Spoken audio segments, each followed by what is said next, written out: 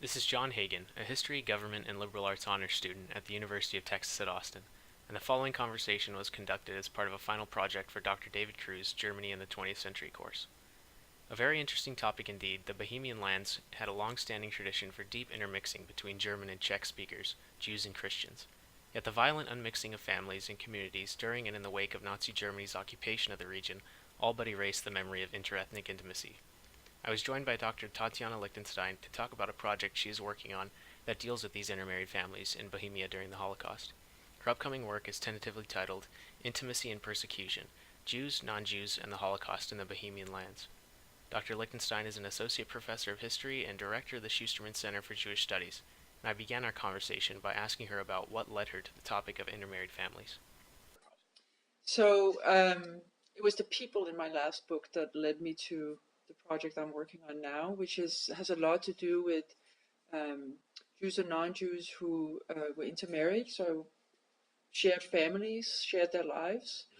And some of the activists that I was working on during the 1920s and 30s, even though they were deeply involved in Jewish politics and in the Zionist movement, they were married to non-Jews. And and when I say married to non-Jews, I also mean that the spouses didn't convert, that they had a Catholic spouse or a Protestant spouse, and their children belonged either to one of the churches, to no churches at all, or no religion at all, or to the Jewish community. So that was one thing that got me interested. I was surprised to find people so deeply involved in Jewish nationalist politics being intermarried, because often in nationalist traditions that's seen as sort of a lack of commitment to the nation. But there didn't seem to be a discrepancy here. And as I started digging, first of all, I sort of knew that it was a very common phenomenon, especially in the 20s and 30s, that Jews and non-Jews married, especially in places like Prague, which was the largest Jewish community in that area. So I got interested in pursuing that. And I should also mention, though, that my own family history includes these intermarried families. So it's also an important part of my own background that I was interested in exploring. The last thing I think about that, and that's probably true for many places in Central Europe, that the majority of Jews who survived the war were people who were either children of mixed marriages or themselves in intermarried families, spouses. I shouldn't say the majority of them who survived the war. There's some truth to that, but also the majority of them that stayed after the end of World War II and after the establishment of communism. So basically, the post-war Jewish community in the western part of Czechoslovakia is really made up by people who were in intermarried families or the children of those. And so it really shapes Jewish life since the Second World War in many places in Central Europe. After discussing the background history of these intermarried families, I asked Dr. Lichtenstein how it was that she arrived at her title and some of the challenges of her research.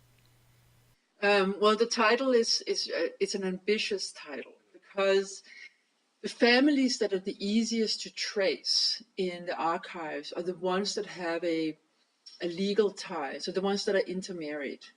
And those are defined once the Nazis come into power as people who are, one person is racially Jewish, the other person is not racially Jewish, or considered to be Aryan.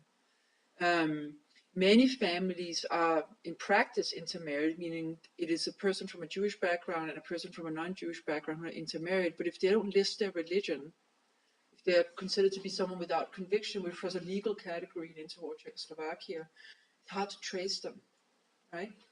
Nevertheless, intermarried families are the easiest kind of, what could I say, where Jews and non-Jews kind of overlap in a consistent, long-term way.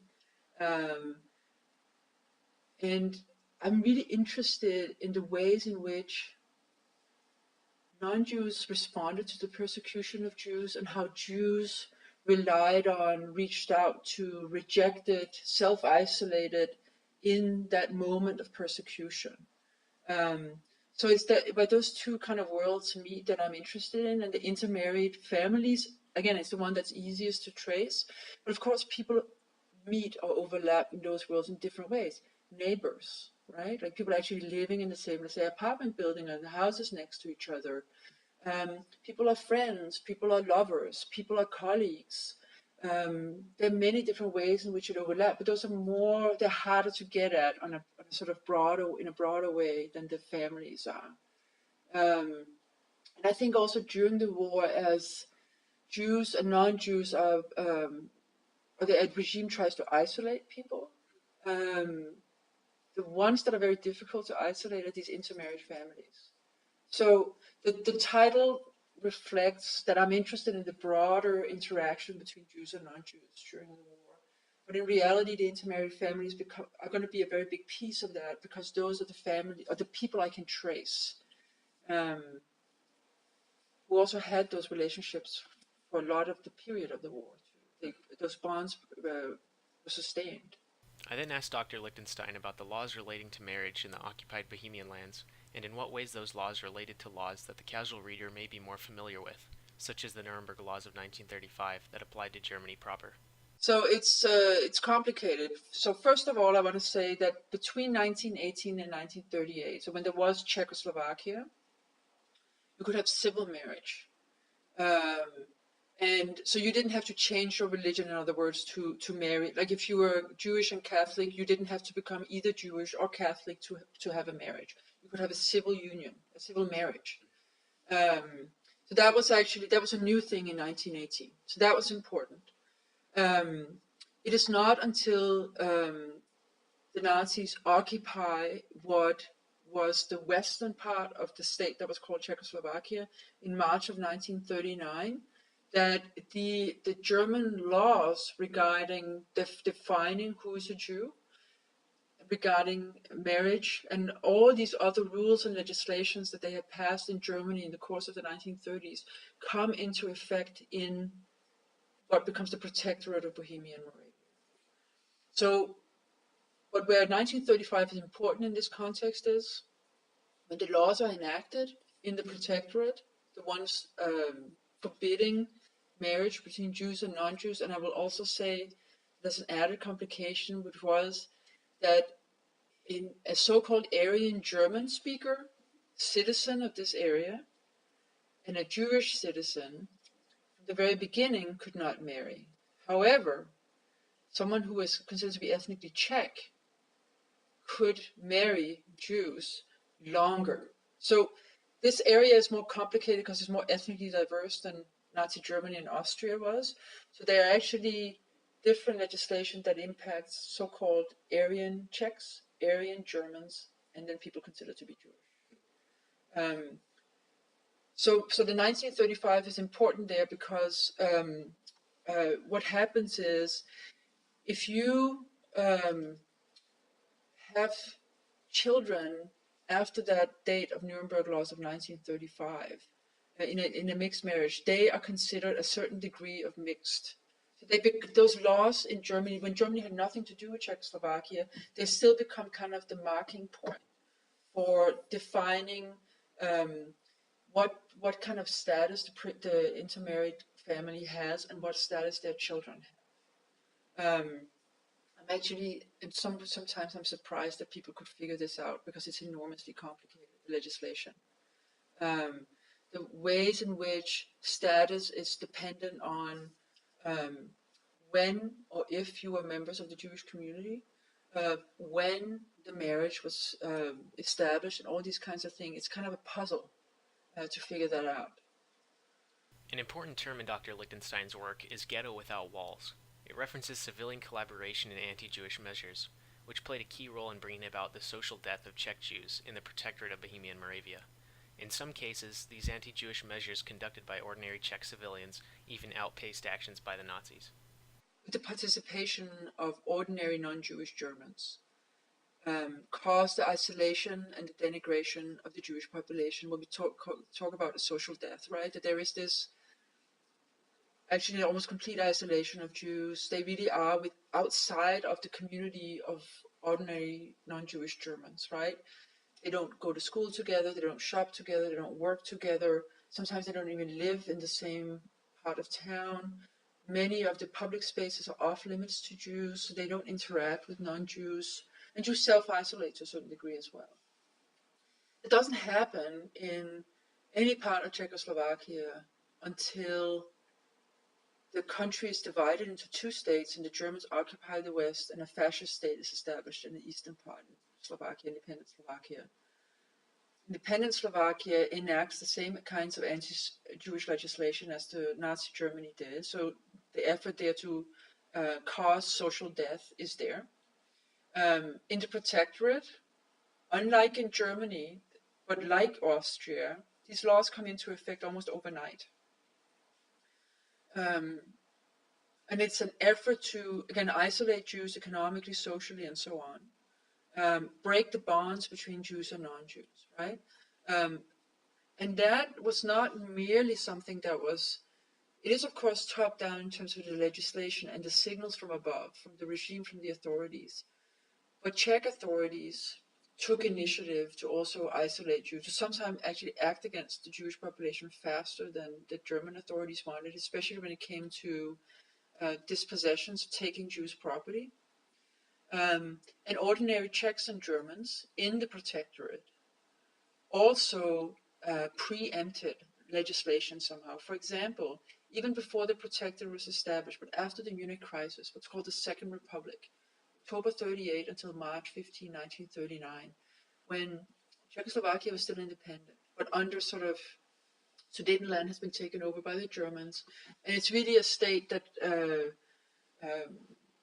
is different from the First Republic, from the interwar Czechoslovakia.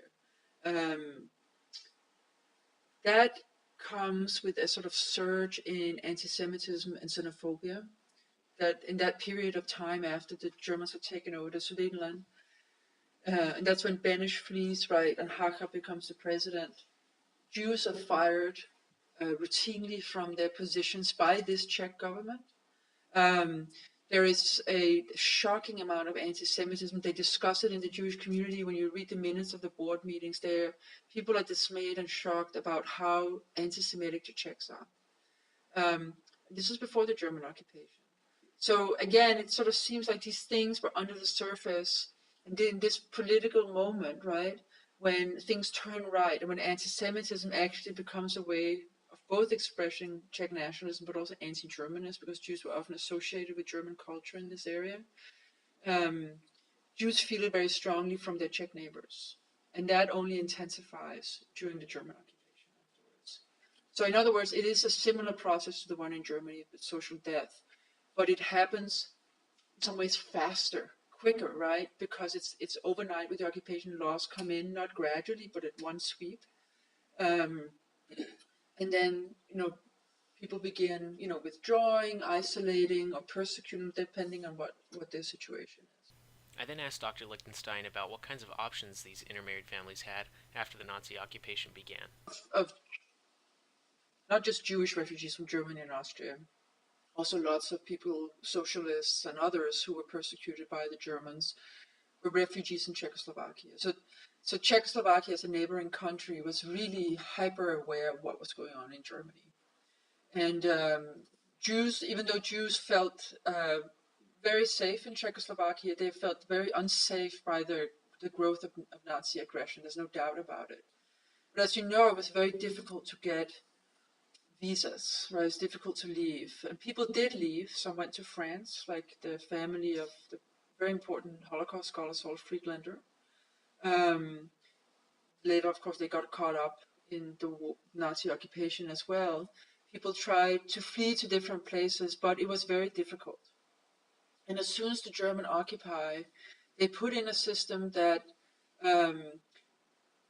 basically dispossesses people. As they try to leave, they have to sign over all their property, their valuables to the protectorate government. And in the end, only about 20 to 25,000 Jews managed to leave the protectorate in the period between March 39 and October of 1941. It's a very small number of people, actually. There was 110,000 plus Jews in that part of Czechoslovakia at the start of the German occupation. This is not counting all the refugees from Germany and Austria. And I think that reflects that it was simply really difficult to leave. Like, there had been an intensifying refugee crisis through the 1930s. By 38, 39, with Europe, the world on the brink of war, it was really difficult to get visas to go anywhere. The obstacles these families faced were huge, and Dr. Lichtenstein tells a story of her own family and the factors that weighed into their decision to stay or leave.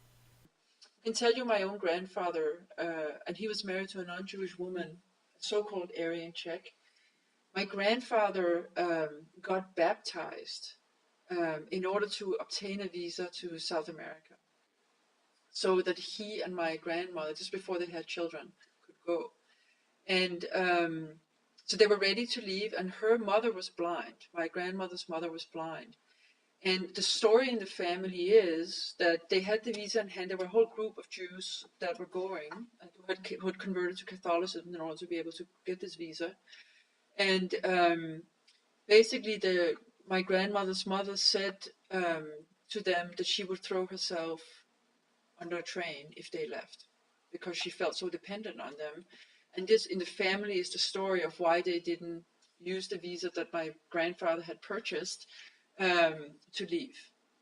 Again, right? Like, for her, this was the greatest catastrophe that could happen, that her only child, my grandmother, would leave. Not knowing, of course, that they were threatened in much greater ways later on. She couldn't have known that. She was disabled, and she was really dependent on her daughter. So there are many reasons why people don't leave. They might have even made, like my family made arrangements, but then something in the last minute made them change their mind. A major question that Dr. Lichtenstein wants to address in her work is the question of change over time. How did the amount of social and legal pressures change over time? Did it increase both organically and as a result of Nazi pressures from the top down? And how did the mere existence of these intermarried families become a problem for the Nazi regime? It seems that, on the one hand, there seems to be evidence that suggests that as the regime began to put enormous pressure on these families to divorce, and I will say that the intermarried families are an ideological and a practical problem in Nazi Germany and in the occupied territory where these laws are in effect. Right? So Austria, Protectorate. Ideologically, race mixing was considered to be the most kind of vile form of racial pollution, right? It was dangerous in Nazi racial ideology. It undermined the purity of the race. It was destructive. It brought down civilization. Race mixing for them is really what is dangerous. Not separation, like this is why, again, remove Jews and Jewish influence from Nazi Germany, make them leave, right? But these families that were mixed, where so-called Aryan blood and Jewish blood would be mixing, right, and the offspring, these were people that were considered dangerous. And this is from a racial ideological perspective. Practically speaking, they were problematic to the Nazis because these families had both Jewish members and non-Jewish members. And if there was something the Nazis were always preoccupied with until the very end, it was public opinion. And here was when Jews are isolated and the state is attacking them, to the vast majority of people, again, remember the Jews in Germany were, by the time the Nazis came to power, less than 1%. It's a very small population. So not every German is in touch with Jews. And they can follow the idea of a Jew along in the propaganda, but once it's their Jewish friend or maybe their Jewish son-in-law who's being persecuted, it gets a whole different, it's a whole different experience, right? Suddenly the brutality and the injustice of the regime becomes obvious to that German family. So practically, these mixed families and the fact that Jews had extended non-Jewish families was a problem for the Nazis, right? This is why until the very end, they don't actually crack down full force on these families until the end of the war. It was something they would deal with later because it had these obstacles. But this was all to say the practical and the ideological, that the regime puts enormous pressure on these marriages to divorce, right? Threats, physical violence, withholding of, taking away property, withholding of assistance, Later on, deporting adolescent children without their parents. If the families didn't divorce, if they did divorce, the children would be protected. So they really pits children and their parents against each other in these families. So enormous pressure put on them. And I have two sort of strains of evidence. One that suggests from Nazi Germany and from Austria that actually the majority of these intermarried families did not divorce, that they actually, under pressure, held. Second strain of evidence is that testimonies by judges, for instance, who were active in the in what became the Protectorate, the early part of that period, that the courts were flooded with intermarried couples divorcing. That it seemed to be sort of convenient to do that. And there are some things to suggest that from Germany as well. But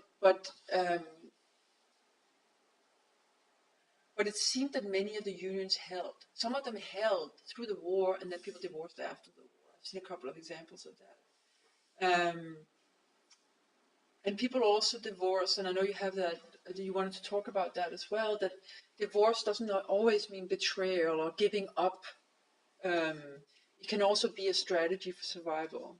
And I think, so that it's a really important question, because I think it really gets to the heart of, the resilience of these bonds, right? But also getting a close look at what people chose to do helps us understand how they tried to navigate what was happening to them, how they try to take advantage or not, like how they try to assist. Like it's different, the different strategies. But I don't think we have I think this is a key question is, how many divorces were there? Like to what extent did people divorce and why? It's interesting to see that divorce in some of these cases was an act of love and sacrifice. So that concludes the podcast portion of my discussion with Dr. Lichtenstein. We went on to further discuss media portrayals of intermarried families in the modern-day Czech Republic and what that means for the memory of the Holocaust there. But that ran over time, and the rest of the conversation can be found on my personal website at http://sites.google.com/view/John Hagen. I'd like to thank Dr. Lichtenstein for taking the time to record this conversation with me.